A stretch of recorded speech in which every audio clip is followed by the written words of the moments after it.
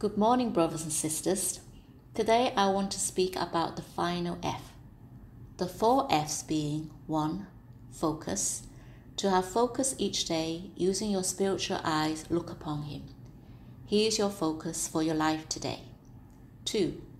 Facts. This is our food. We should therefore be affected by truth. Truth is our food. 3. Faith. To receive and enjoy these truths. The final F, 4. Feeling. This is to feel the truth and to realize the truth. Faith is so that we can receive Him.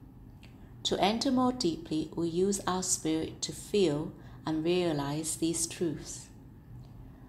We know this truth that we are the children of God. But when we come to enjoy this truth, we can add one more thing to realize the joy of this truth. That is, we are Abba's dearest child. We are in the likeness of God. We can feel and realize Abba is so joyful over us and feel Abba receives us because He has a father's heart. He wants to embrace us. You can feel the warmth that being Abba's child, He will protect us. Therefore, in this final F, I hope that every day, apart from letting the truth enter into our minds, enter into our hearts, let it not just be a lump of something. A piece of cold food is not enough. We need to heat it up so that it can be warm food. That causes our heart to have emotions. So when we feel these truths and realize these truths, we can have many responses and have an interflow of love. I hope these 4 F's can help you every day to focus and experience Him. Now you can enjoy Abba's warm fatherly love, His care, His detailed and microscopic presence. May the Lord bless you.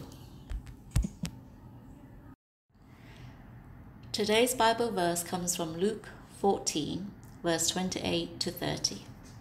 This is a parable that Jesus spoke. It reads, "For which of you, intending to build a tower, does not sit down first and count the cost, whether he has enough to finish it, lest, after he has laid the foundation, and is not able to finish, all who see it begin to mock him, saying, 'This man began to build and was not able to finish'?" Jesus said to count the cost. That is, to those who follow the Lord should be like those who build towers and calculate their outgoings. We follow Lord, so we need to offer ourselves completely. In this way, we can be worthy to be His disciples. So we need to seriously think whether we are willing to bear sacrifices. Jesus said to take up the cross and follow Him. Today, don't follow because others are following, rushing on by like as if your heart is on fire. But halfway through, you face problems, or after a while, you face disappointments and cannot bear the sacrifices. Christians also have times of wanting to give up. Brothers and sisters, let us not be the ones who cannot finish building in our lives and leave halfway through. Hope that we can count carefully whether we can offer ourselves for the Lord. There is a story. A young man set many targets for himself. In a few years, he did not reach them. He asked a man of wisdom to help him with his problems. This man of wisdom asked him to boil a pot of water.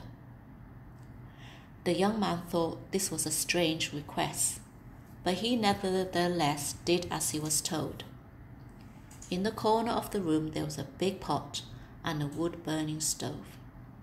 He went to pick up some firewood. He quickly laid the wood and stoked a fire, filled the pot with water, and put it on the fire to boil. When not even boiled, the firewood ran out. What was the young man to do? He immediately went out to get some more firewood. By the time he got back, the water in the pot had already cooled down.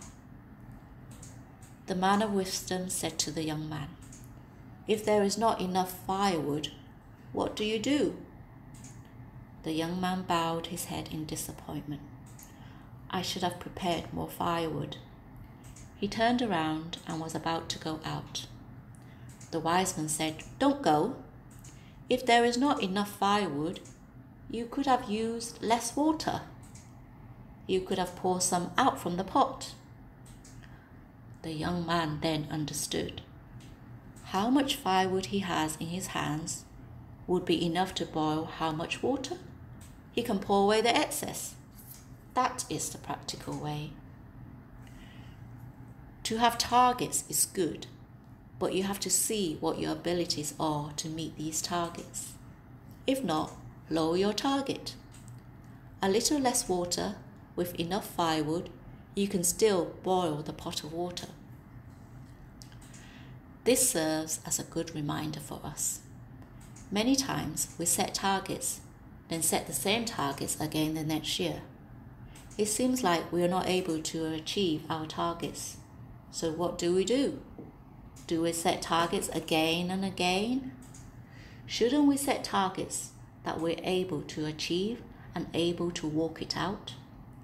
We should set practical targets. If our target is to draw near to the Lord, we don't have to be like such and such brother and go up to the mountains to draw near to the Lord for 3 hours, after coming down from the mountains to spend 2 hours in prayer, 3 hours having meetings with brothers and sisters and love feasts. Brothers and sisters, you have your own daily schedule. Set your targets and live out your life. With step-by-step accomplishment, you can in the same way be close to God.